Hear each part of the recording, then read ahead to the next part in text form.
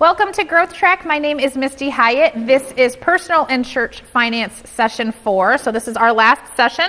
My email address is mistyhyatt@gmail.com if you have any questions. If you would like college credit for this class, go ahead and go to churchoftheheartland.com and click on the Growth Track page, and you can go ahead and apply for classes, see all the requirements, and then you can look at the syllabus and see what is required. So we're going to jump right into how to get financially free. How many of you guys have ever heard of Financial Peace University? Yes, many churches utilize that, and some even secular groups use it as well. It's basically a small group. I think it's like 12 weeks long. And it just talks about, it gets people together that would like to be out of debt, like to have a plan for their retirement, and then they watch videos together, and then they talk about it and kind of hold each other accountable. So I'm going to actually use the 7 baby steps that Dave Ramsey tells you to do so that you can get out of debt, get things kind of straightened out, and then start working on building a little bit of wealth in your life. Now, I will tell you that the goal of this class is not for you to get wealthy. The goal of this class is for you to have some peace, because there are a lot of people that go to bed every night with stresses and worries and just cannot fall asleep because they have these things running in their heads.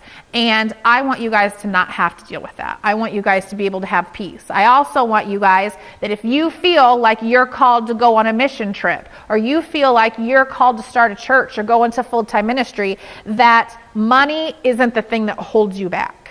Because I think that does hold a lot of people back from doing the things that God does, that wants us to do. And let's just get rid of that. Let's get rid of that pressure. So he calls these baby steps. So the first baby step is to get an emergency fund, and you're going to have to save for this, of $1,000 in a different account than your checking account is. Now, $1,000 might seem like a lot to some people. It might seem like that's nothing to other people.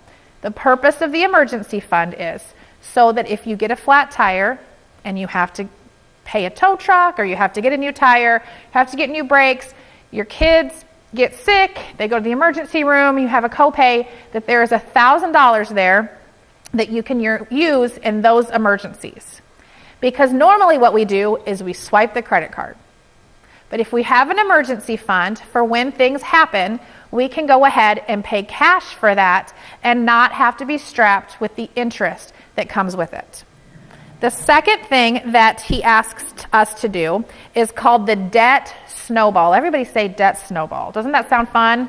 Yes, debt snowball. Basically, what you're going to do is you're going to list all of your debts: credit card, boat, motorcycle, car, home equity loan, everything except for your mortgage. You're going to list them from the smallest amount. So maybe there's like a Kohl's one that's very small, all the way to your biggest one. I hear some snickerings in there. That Kohl's cash gets us in trouble.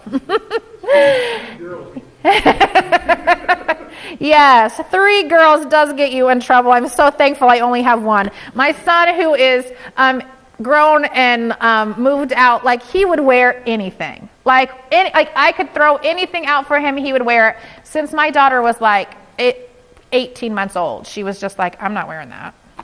What? I'm so glad I had the boy first. That was so much better.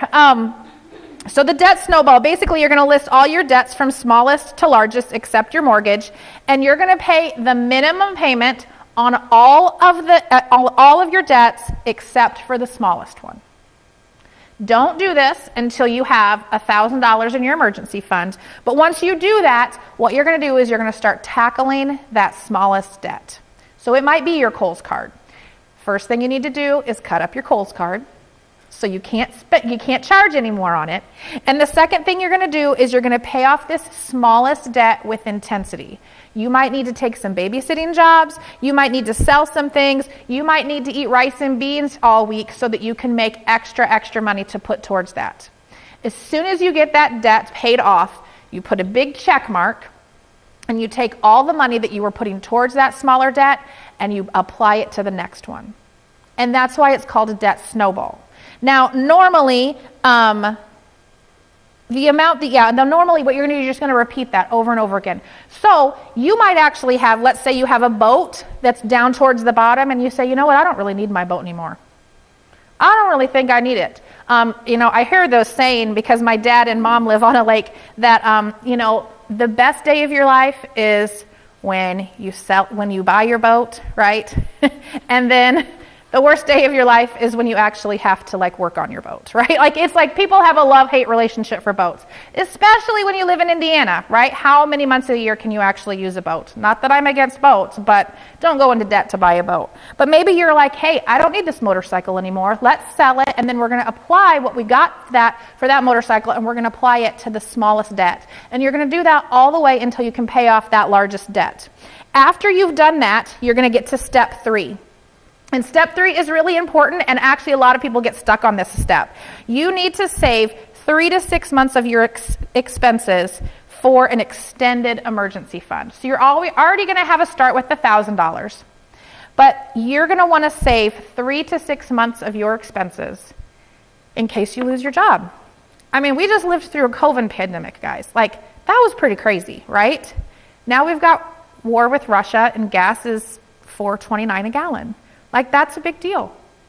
We're going to have to prepare for that kind of stuff. And so not all of us may have jobs at the end of 2022.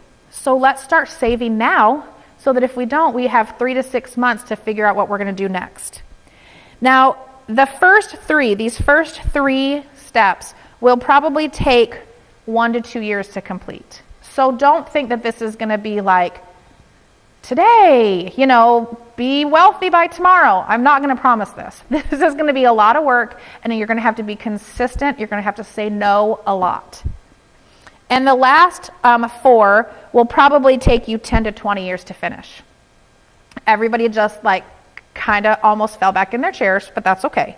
The 4th one is you need to invest 15% of your household income into some sort of retirement account. Everybody's going to get too old, and we're not going to want to work. And I will guarantee you guys, please don't rely on Social Security if you're under 40. It's probably not going to be there. Okay, so don't rely on that. Go ahead and start investing your household income. You can do that with Roth IRAs. You can do that with 401ks. And you might actually even have a 401k plan at your business, which is awesome. But if you take 15% of your take-home income and you add it to something else, nobody that retires ever says, I just have too much money. I don't know what to do with it. Nobody thinks that, okay? The 5th thing, and this is going to depend on what your family's is you need to start saving for college for your kids. Obviously, we have some empty nesters in here, but you're probably going to all nod and say, wouldn't it have been nice if we had a college fund for our kids? You might have a child who is 15. You probably need to save a little bit more than if you have an 18-month-old because you have more time to save on that college thing. So it's going to depend on that. And you, honestly, guys, chances are 50% of kids go to college, okay? So let's say your kids don't go to college. Then you can help them with their first house payment. You can, help them do other things. So that money, make sure you put it in an account where you can withdraw it and not have any sort of penalties because it's not necessarily a college. Maybe your kids decide to go into an internship. That's going to be an awesome way where you can definitely help them. Nobody ever goes to college and is like, oh man, I just have too much money. I don't know what I'm going to do. We do also need to get out of our heads that we don't have to send our kids away to college. Maybe you have this amount of money to spend. Do the first 2 years at a community college. You're going to get, honestly, I honestly think that every kid should go to the first 2 years of community college because the teachers are way more attentive. The tuition is way cheaper, and an 18-year-old out on their own that's in charge of living life and studying, not a great thing to do, right? I mean, there's just a lot of freedom. So I encourage kids to do something. If they want to do internship programs, electricians make a lot more money than some people who have a 4-year degree in history or something, right? I remember going over my son loves history and he wanted to take every history class at college. And so we sat down and we said, well, this is what you can do with the history degree. You can go for a little bit more college and be a history teacher, Or you can be an actor at a Civil War museum and make minimum wage. And he was like, well, I'm not doing that. So he changed his major because he was like, I actually want to like have a job and provide for a family someday. So like, don't let your kids like get a degree with something, like inform them. And obviously it's going to be their choice, but we want to give them opportunities. And I encourage kids to work while they go to college. I think like if you work when you go to college and you have to pay for those books or you have to pay some for those classes, those kids will show up to classes more if it's their money and they're invested in it. Apply for scholarships, get creative. Like don't take out student loans for your kids that they're not going to be able to pay back. We talked already about the average student loan is $42,000. That's a lot of money to be indebted to, and some people don't even get their college degree at that point. So, I mean, that's something that's just a life lesson. The sixth thing is, after you have your emergency fund, you've paid off all your debts, you have saved 3 to 6 months for your expenses, you invest 15% of your household income continually and consistently, you have saved all the college that needs to be saved, then you can start attacking your home mortgage. There is nothing like being able to say, I own my own home. I don't have to go to the bank every month. Like, this is mine. Now, homes are expensive. And they're always going to be expensive. Something's always going to break. You're going to have to get a new water softener or this, that, or the other. But when it's paid for, that's something that is a weight that will be lifted off your shoulders. And the seventh thing that you need to do is build wealth and then decide how to give it away. Like, this is like my goal. Like, I can't wait to be able to be like, oh, you want to start a ministry? Here's $5,000 to start that ministry. Like, I want to be that person. I want to be the person that's like, yeah, I'll give you a grant. I'll help you go to college. I'll help you do things like that. That's when it starts getting fun. Like I said, the first 3 steps will take about 2 years to complete. Steps 4 through 7 can take up 10 to 20 years to finish. You might need to sell some things. You are going to have to tell yourself no a lot. You're going to have to tell the Target lady, no, I don't want a credit card, right? I don't want 10% off. And I will guarantee you that they will have a comeback. And sometimes I just put my hands up in the air and say, I don't believe in credit cards. Please stop talking to me. But you're going to have to, like, people are going to look at you like you're a little bit crazy. Try calling your credit card companies when you're going through your debt snowball and just ask for a lower interest rate. What's the worst thing that they can say? No? Right? They don't know you're going to pay it off, right? Like, yeah, we'll give you an interest rate. We'll do this. Cut your credit cards up, or I've heard a really clever one, because sometimes I think the only thing that we've ever needed a credit card for is to rent a car for some strange reason. But I have a friend who told me that she freezes her credit card in an ice block in the freezer. Because she's like, if I'm willing to pick that thing out ice, it's definitely something that I need. But don't bring them with you. Like, if you don't have your credit cards with you, like, you don't have to worry about it, right? If you have that emergency fund, you're good. You might need to pick up a part-time job. Did you guys know that you can physically work more than 40 hours a week? You can do it. Not a lot of people know that, but you can do it. Ladies, and this is going to step on some toes, so all the ladies, pull your feet in just a little bit. Be cautious of those get-rich-quick side hustle things, okay? Because they are built on keeping up with the Joneses. You can help make money here. You can help your husband with your side hustle. But if you have to, 1, pay a lot of money to get into a company like that. Number 2, pressure your church friends, your outside friends, even your pastors by coming to certain things. That's probably not the direction that God wants to lead you in. All right, you can put your feet back out. I'm done talking about that. You may need to require your teens to get a job to pay for the things that they want. This is a good life lesson. Oh, you want to go on that mission trip? We did this with our son. You can go work every Saturday at Mark Bailey's, stocking shelves and hauling things and moving couches to people's car. And he did it. So those are the kind of things that you can do for your teens. Don't skimp, I talked about this already, on health or car insurance. So this could actually set you back catastrophically. So if you have a health issue that comes up with either you or your kids and you don't have health insurance, this could definitely hurt you. Be really good about car maintenance, especially when your cars are paid off and don't have warranties on them. because it will pay off in the future. If you check your oil, if you get regular oil changes, that's going to save you in the future, just because you're taking care of your car well. I have a couple at our Stark County campus, and they said that when they bought their car, the dealership offered them free oil changes for life, the life of their car. And I thought, oh my gosh, that's like a really awesome deal. And like, he consistently does it. He's like, I'm going to drive here, we're going to drop it off, and so like, use those kind of things. Subscriptions to things like Netflix, Amazon. How many of you guys are like, what is that 99-cent charge I get charged for every month? Does anybody else do that? Here's a great way to stop all that stuff. Go to the bank and say, I want a different debit card number, or I want a different whatever number, and then they can't charge you anymore. So, because sometimes we sign up for these things and they're like a free 30-day trial, and then afterwards it's going to be such and such a month. Like, just get a new debit card, or and change that. Start bringing cash with you instead of debit cards. It is way harder to like break a $100 bill for a donut than it is to swipe your card. Everybody's like, I love how you guys, like the husbands and wives are looking at each other right now. But it is. Have you ever grocery shopped with only a certain amount of money and like no backup? I've done this before. And it is like stressful, but I know exactly what everything costs. And when we do that, for some reason, swiping a card, it doesn't feel like money, right? It kind of feels like fake money.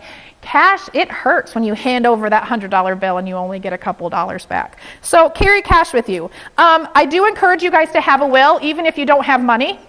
If you have kids, you should especially have a will. You can do the online things. You just take it to your bank and get it notarized, and it's going to help with some things. But there are some people that have struggled a lot because that there hasn't been a will. Because if you don't have a will, the government will immediately freeze your assets, and sometimes that's very, very hard for the family when they're trying to plan a funeral or they're trying to figure out what's going on with expenses. But if you have a will, then they know exactly what you do and they don't have to freeze your assets.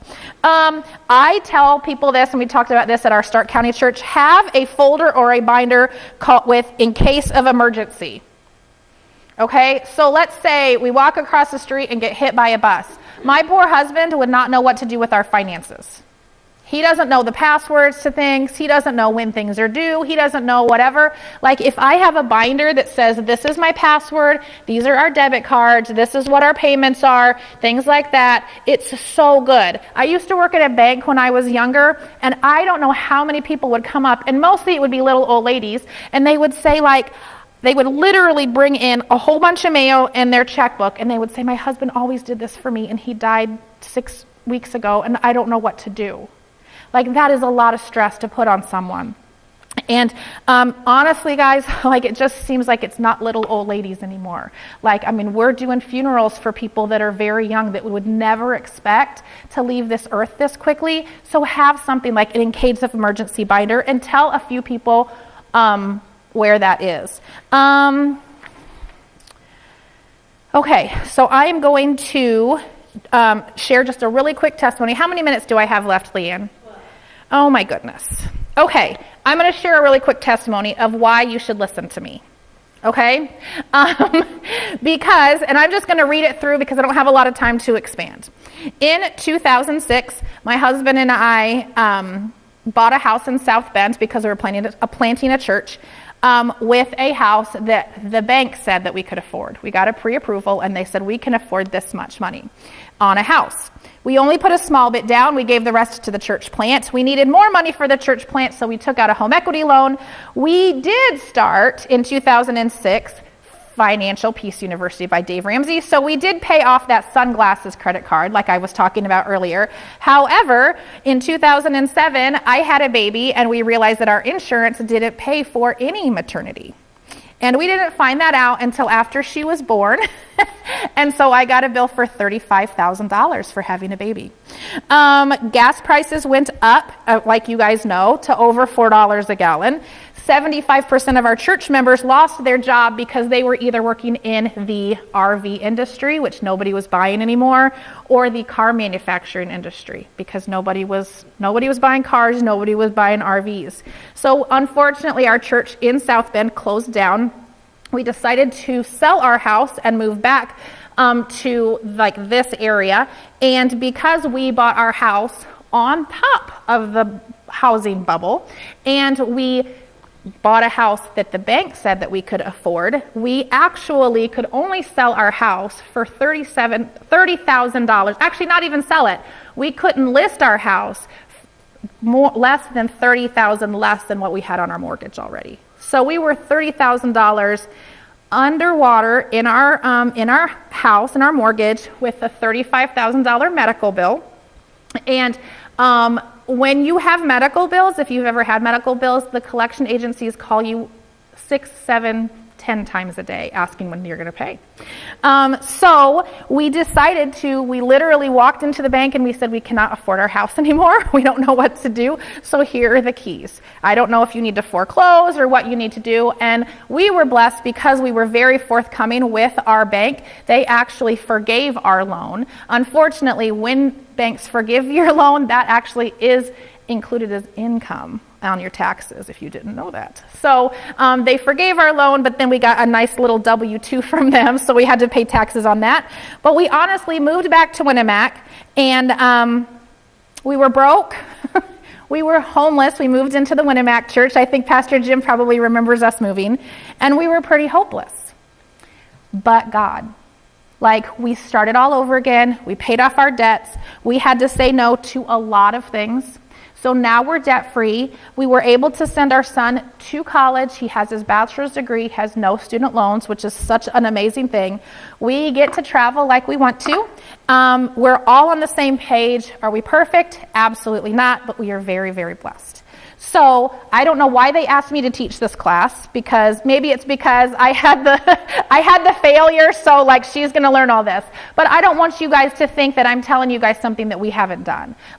We've gone through ups and downs, but God always gets the glory. He says in Isaiah that he gives us beauty for ashes, and that's what he's done. And we've always, always, always been faithful to God in our giving, and I know that that's what brought us through. And I think I've seen this on Facebook or Instagram about choose your hard. That being broke is hard, being financially free is hard. It's just a different hard. And so sometimes we just need to choose the hard. So there we go. Personal finance. God is good. He's amazing. And honestly, guys, when God does stuff, it's never about us. It's always about him. So if God can use that testimony to encourage you guys, I hope it does. So we're going to start what we should be doing session 4, and we're going to talk about church finance. So we're going to go through some really quick things. I always say this because I do a lot of church finances and I help with budgeting, is when we budget for ministry, I think of the single mom who works 2 jobs, who is on food stamps, but is faithful to give her tithe. That's whose money I'm managing.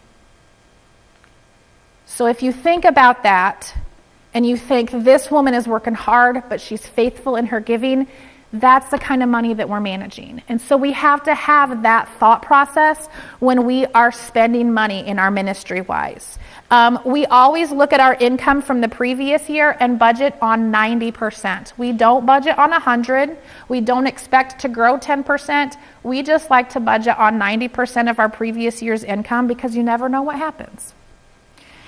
Normally in our churches, and we recommend this for all of our pastors, that 30% of the church income should go to building. So this would be the building payment, insurance, utilities, groundskeeping, janitorial, maintenance, and snow removal. That's kind of all that building stuff. 30% should go to staff. We believe in paying our pastors, because if you have a pastor who is a full-time pastor, they will be able to take care of their congregation better. Not all of our campuses are able to do this at this point, but that is our goal, to be able to have full-time staff on that are there available for you. Because if you are in the hospital, if they're working at Wilson's Farm and Feed, they're not able to come and help you in the hospital. So that's why we encourage our pastors to become full-time. Worship leaders sometimes are paid. Next generation can also be paid. Sometimes we equal their pay with maybe they get maybe a housing allowance, or maybe the church has a parsonage. That can be part of that 30%. 30%, and this is what I call the fun part, 30% is ministry. This is fun. This is outreach. This is benevolence, helping people out in our community. This is next gen. We just did a kids camp last weekend. It takes money for us to do that. Now, we do charge for the kids because we also, we want to make sure that it's available for everybody, but we also do take a lot of our own ministry money and are able to do that. We also do in-reaches, missions, supplies. This is the fun stuff. This is the stuff that people love to give to. And then 10% of our income goes to our organization, which is called GIM, and it is basically a church planning organization where we get all of our pastors together, we do missions, things like that. We also encourage our churches to save at least 30 days of their expenses at first, and then try to have that savings of 3 to 6 months, because you never know. If we would have had 3 to 6 months in our savings account in South Bend, that church may be viable today. But unfortunately, we didn't have that. I'm just going to hit on some really quick ones. Our churches tithe just like we ask our people to. Our pastors tithe as well. So if you guys ever have that question in your head, they do. They are faithful to their tithing. We encourage people, if they're doing finances, to be accountable and transparent. We also tell our pastors, please don't let a bookkeeper or somebody who is even hired to take the finances on to only have access to things. We want to make sure, because there are lots and lots of churches that people have embezzled in over the country, things like that. We want to make sure everything is transparent and accountable. Paper trail for everything. Nonprofits should have a paper trail for everything. I say this: no receipt, no reimbursement. I spent $500 on mission supplies. Where's the receipt? We have to have that. The IRS requires us to have that. We are required to provide receipts for donations over $250 per year. That is an IRS rule. And I'm always I'm not getting in trouble with the IRS. I'm not going to jail over the IRS stuff. So we want to make sure that we're really, really on top of that. Nonprofits like churches are recognized by the state and federal government. We don't have to pay sales tax. We also don't have to pay property tax or business tax. So that's actually a blessing that the government has given us. They've talked recently about taking that away. I think that would definitely hinder some things. We need to know where every dollar goes in our church. We want to know that. Because if it's too much this way or not enough this way, we want to adjust that, but we also need to be flexible. Online church, we've gone through COVID. Online church is great, but actually statistics show that those who watch 100% of the time and never walk in a church building do not give regularly. However, we do need to offer people convenient ways to give their tithes and offerings. So you might have a kiosk at your church where you swipe the debit card. And I always say in the announcements, you can swipe your debit card. Do we tell them to swipe their credit card? Absolutely not. Please don't give on your credit card to the Lord. That's not your money. That's somebody else's. Online giving throughout the week is a big one too. And you know what, guys? Givers make it through the hard times. We've seen that through COVID. The people who have come back to the church have been the givers, have been the servers, have been the people that are invested, because this isn't my church. This isn't Pastor Jim's church. This is your church.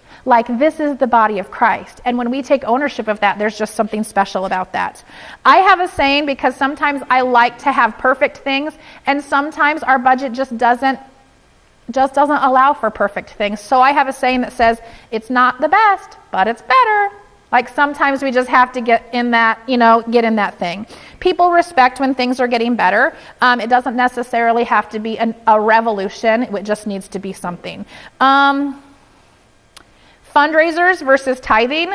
I will just say personally that I hate fundraisers.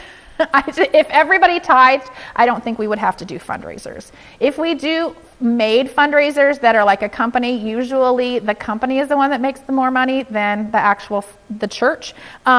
People love to give to vision though. So if you say, we're going to have kids camp and it's going to be awesome, but there's a few kids that need scholarships, people will give to that. Uno minute. All right, I'm almost done. I'm going to talk about benevolence a little bit because we do have several areas of benevolence, and this can kind of get a little bit sticky. The number one rule about benevolence, which means giving to those in need, is to ask God what to do and then do it. So you can have a policy all you want, but if God says, no, you give that to that single mom, then they follow that. But we just have to remember that it's his money, we're just managers. If people ask for scholarships or camps for events, I always do this. I always ask either the parents or the people who want to go to the events, how much can you pay towards this? If it's $2 for an $80 camp, that's great. But here's what happens. When you pay that $2, you're invested in it. There have been many, many families over the years that will give 100% scholarships, and they don't even show up to camp. So if there's a $2 investment in that family, there's something about it that like they have taken a little bit of ownership in that, and they send their kids. People that walk into the doors that are not church members on Sunday morning, we usually have our safety team handle this because sometimes people can get a little disruptive. Normally they never ever want to stay for the service. They just want cash really quickly. And so our safety team people say, cash is not held on the premises, which it's not. I can take your name and number and the treasurer will call you on Monday.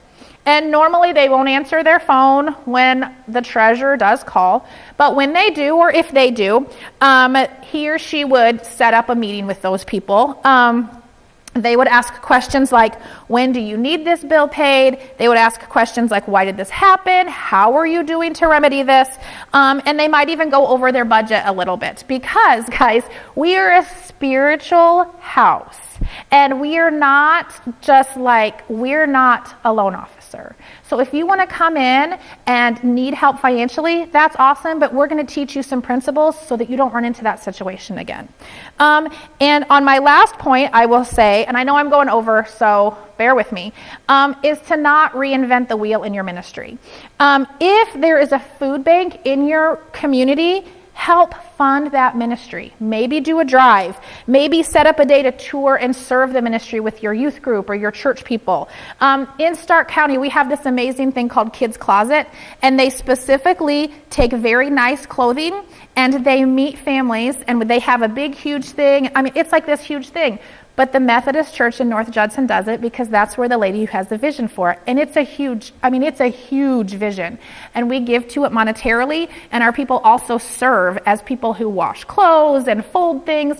But guys, people in our church have a heart for that. They have a heart for a clothing ministry. But we don't have to have a Heartland clothing ministry. If something down the road is doing something amazing, just link arms with them. We also have a crisis pregnancy center in our area, and I have a passion for that, of helping young moms who are going through struggles and going through unexpected situations. But me starting a ministry at our church doesn't make sense when we already have something amazing that's in our community. So just link arms with that. Food banks, Council on Aging for seniors. That's a big deal. There are people out there that are already doing that. So find those out and offer those areas for your people to serve in.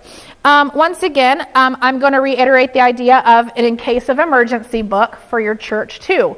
So if something happens and the treasurer gets hit by a truck and they don't have anything, you need a binder for that. You need to know what's going on.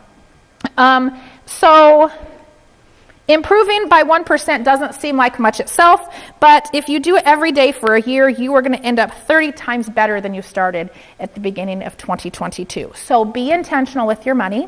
Be consistent with the things that God has called you to do. And I know that on the other side of this, God is going to get the glory. Amen? All right, we're done. Sorry I went so long.